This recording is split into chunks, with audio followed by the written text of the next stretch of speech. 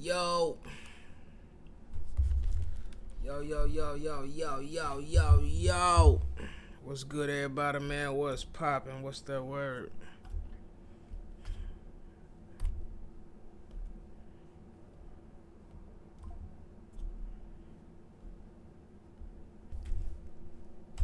What's that word, man? What's poppin'? You heard about the South Korea shit? We about to react to it real quick.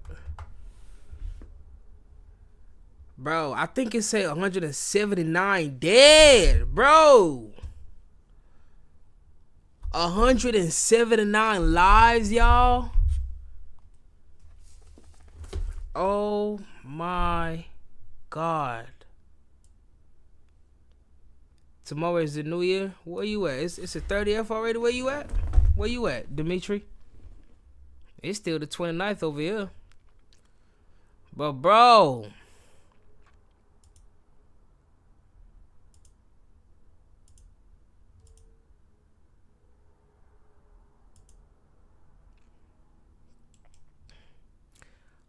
is this the right number, bro? Is this 179 people dead for real? 179, bro. No way, bro. What is going on in the world? You guys, if you don't believe in God, man, I need y'all to get close to God, man. I need y'all to build a relationship with God, man. If it's not strong, get it strong. My mom just passed. My mother just passed, bro. She passed on the 16th. Is this 2024 year a cursed year? Even if I was in this motherfucker trying to live somewhat of a positive life, but this year is fucked up. Unbelievable, bro. Imagine you thinking you finna meet your family or your loved one and you get the call that their plane crashed.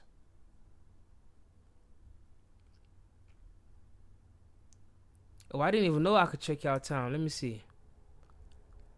Kind of like give you like a eye opener. You know what I'm saying? Like, we gotta like start whatever we want to do in our mind, our heart. It's time to do it because time waits for nobody. We don't know when this shit'll be over.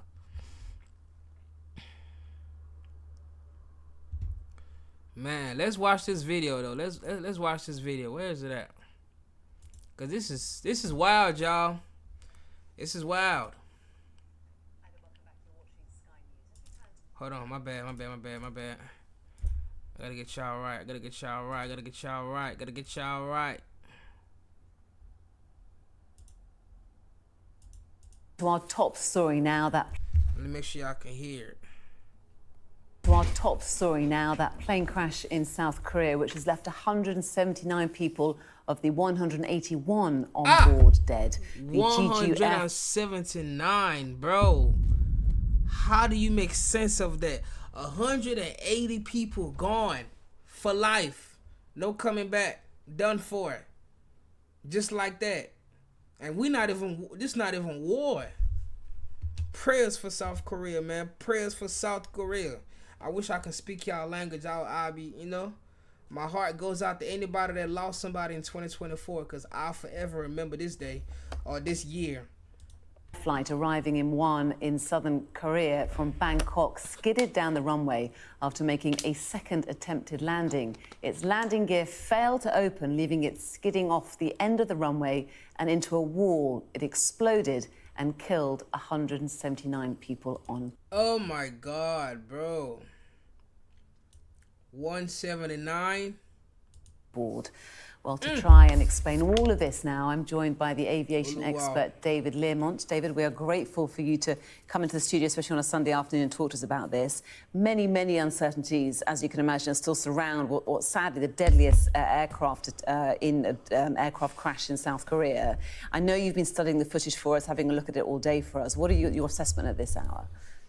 Well, I'm pretty shocked, actually, because Whatever happened to the airplane, which meant that the pilot couldn't get the flaps and gear down for the landing, was not actually what caused the death of the passengers.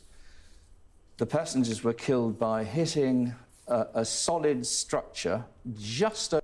Okay, they hit a solid structure. Why did they hit a solid structure? That's the first question. Why did they hit a solid structure? That's the question. We don't care about the fact that they couldn't land and the flaps wasn't open in time. Why did the plane hit a solid structure?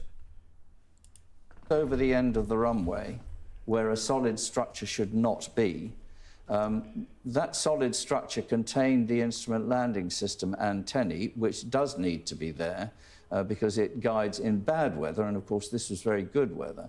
In bad weather, that antenna guides the aircraft to the runway, you know, when the pilot can't see it until the last second.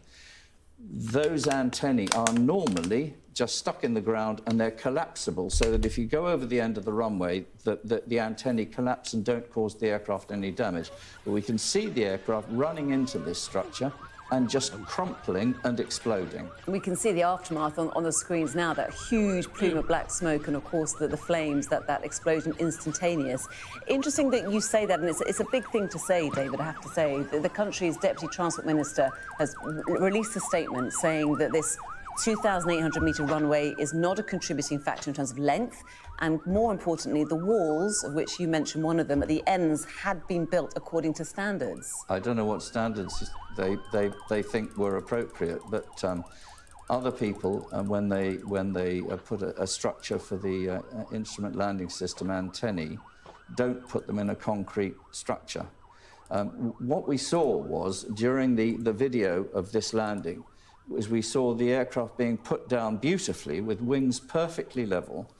It was sliding on its belly. It was going very fast because the pilot couldn't get the flaps down, possibly because the hydraulics had failed after a bird strike. But anyway, he had to land particularly fast. That's why the aircraft went over the end of the runway. That's why, because aircraft occasionally will go over the end, you don't put solid structures immediately in the overrun, but that's what happened here. Yeah, and as you say, that the landing, a so-called belly landing, was a very good one. It was a very good one, and if you watch it minutely all the way down the runway, there is no, when the aircraft, just before it hits that wall, there is no extant damage to the aircraft. There's a bit of smoke coming off from the friction with the runway. Lots and lots of belly landings or gear-up landings take place around the world from time to time. Aeroplanes can survive this. The crash crews on the airfield are ready for it. So, you know, this did not... The runway, the Transport Minister is quite right. The runway didn't cause this accident. Something happened to the aeroplane, it disabled it. I think it lost hydraulics. They couldn't get the gear down, overran the runway. It's the wall at the end, right at the end of the runway. And if that hadn't been there, if that hadn't been there, everybody would be alive now. Yes, OK. Well, I suppose we will, in the goodness of time... So is it a problem that the wall was there? If it's not a problem there, that's irrelevant. That's irrelevant. If the airport was built a certain way, you can't say, oh, if the wall wasn't there, they wouldn't have died. Well, motherfucker, do you expect them to knock the wall over when they see the plane falling down the wrong way? They not finna do that. The building was already there before the plane landed. So the thing is, the plane should have landed the correct way, how it's supposed to land.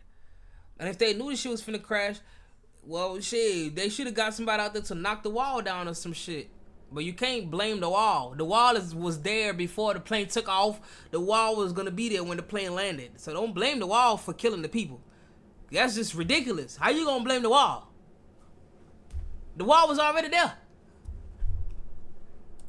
We will find out more. We know that there are 2 surviving crew. They may have some information for the emergency services. Plus, of course, the data recorder and the cockpit voice recorder have now been found, and they, of course, will hold clues. But if we go back to just before this tragedy took place, we know that the pilot did do a mayday call. He had time to do that. And we know that the tower, the control tower, had released a warning about a bird strike. So there's multiple factors at play here. Plus, of course, as you mentioned, the landing gear was not down. Well, whatever happened, whether it was a bird strike or something, but one of the engines also appears to have been severely damaged, might have had to be shut down. But the crew managed to fly the aircraft on one engine. It's designed to be able to be flown on one engine. But whatever went wrong, the pilot decided to abandon the first attempt to land, and having done that, he then went to the, having taken off at the far end, he then turned round, came back, landed on the same runway from the opposite direction. But that landing that we've seen on video, no damage came to the airplane during the run. Is it unusual to make a second attempt knowing that your hydraulics are failing and not necessarily alerting the air traffic control? That's the bit that we really want to have clarified. And the cockpit voice recorder, the conversation between the pilots, you know, the pilot knew he had a real problem, and he didn't have much time to deal with it. That's why he put out a mayday call. So the landing itself, though, that was essential, and he did his best to make it safe.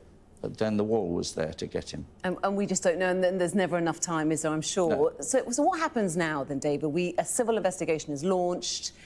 Tell us what will be in play right now.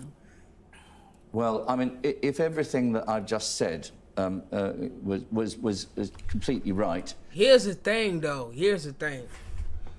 Even if you said you was gonna give people money for the lost souls,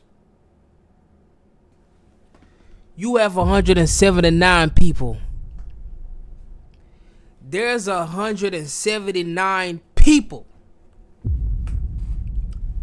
You can't satisfy 179 people. You barely can satisfy 5 motherfuckers. Not to talk about satisfying a whole 179 people. It ain't no amount of money. It ain't no school. It ain't no job. It ain't no business that you can provide that'll replace the life of a human.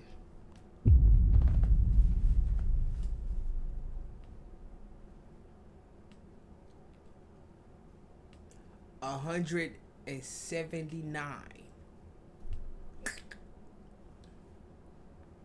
How do you make sense of that? You fucking can't. It's ridiculous, bro. Then they're going to be asking, what on earth was an obstruction like that doing, literally within less than 200 meters of the end of the runway? I mean, that is a place where you shouldn't have obstructions. And even, as I said, if you put aerials in there for the instrument landing system, the aerials are collapsible so that if you do get an overrun, you go straight through the aerials without causing damage to the airplane. So why was there an obstruction there? If you watch the footage again, you'll see not only at the time of impact did the aircraft completely crumple, but also where the aircraft wreckage ends up, it had been brought to a complete halt from about 70 miles an hour in a few meters. And in terms of reputational damage for GGU Airlines and Boeing, this particular 737-800, what do you think? Well, the thing is that you know, Boeing has had a lot of controversy with the 737 MAX series. This is not a MAX. This was slightly earlier than the MAX, and the other. In the meantime, I can say quite categorically, the MAX, the problem which caused all the issues, have been fixed. So the fact that this was a Boeing 737 has got really very little to do, or nothing to do, with this accident. If the same thing had happened to an Airbus, I suspect the result would have been the same if the pilots had handled it in the same way. I don't think it's to do with it's not to do with the runway, as the Transport Minister said. The runway would normally be long enough. It's not to do with the fact that it was a Boeing or an Airbus. It's to do with the fact that something went wrong. You can't rule. You can't just, like, this is 180 people dead, boy. 180. What are we talking about here, bro? What are we talking about here? 179 people, bro.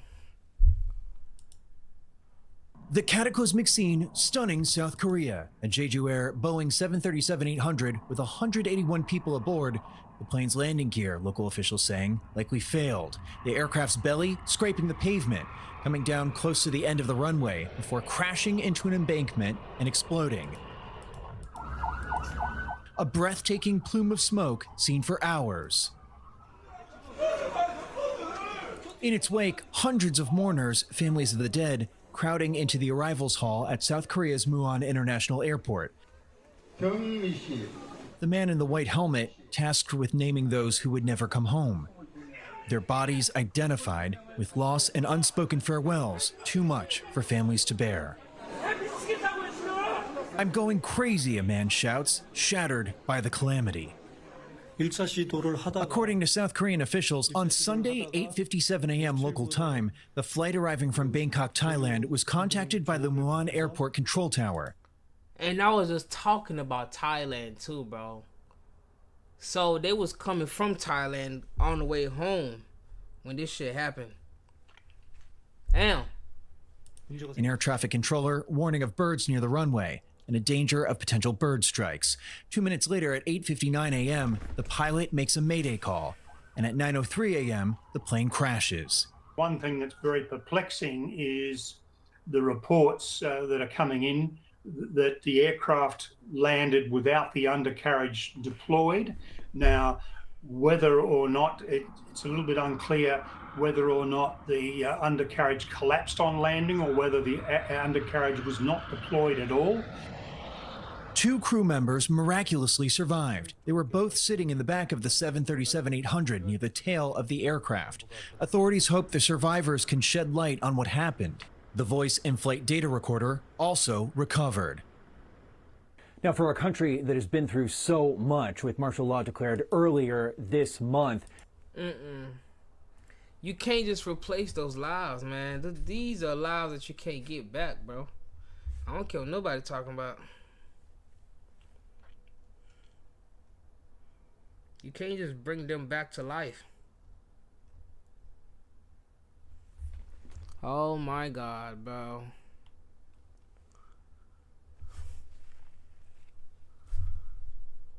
Jesus Christ of Nazareth. Ah! It's alive, bro. This was today. December 29th. Uluwao.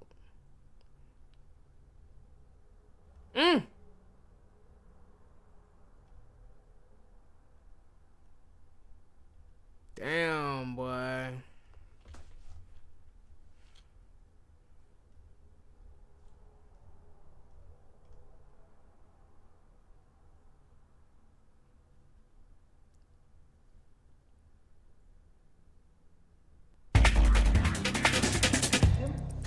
김양태님, 양유경님, 박연수님, 양유정씨, 박연수씨, 전경미씨, 윤봉호씨, 지금까지 22명. Just imagine them calling your family's name, bro. Like, what's going on, bro? 22명을 다시. That's crazy. 용기님, 박은정님, 이행자님,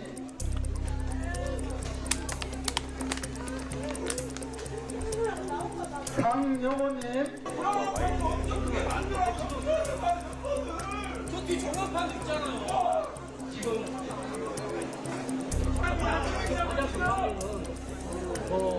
희생자 확인하는 게 가장 급한 거 아니겠습니까? 지금 몇 명인지 알아야 되는 거 아닙니까? 여기 40만원짜리 다 미치겠다고 했어.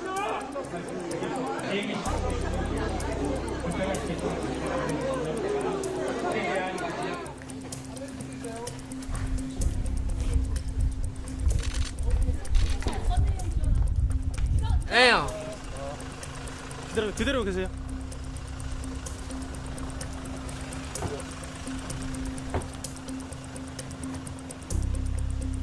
찾으러 가야 됩니다. 나와주십시오.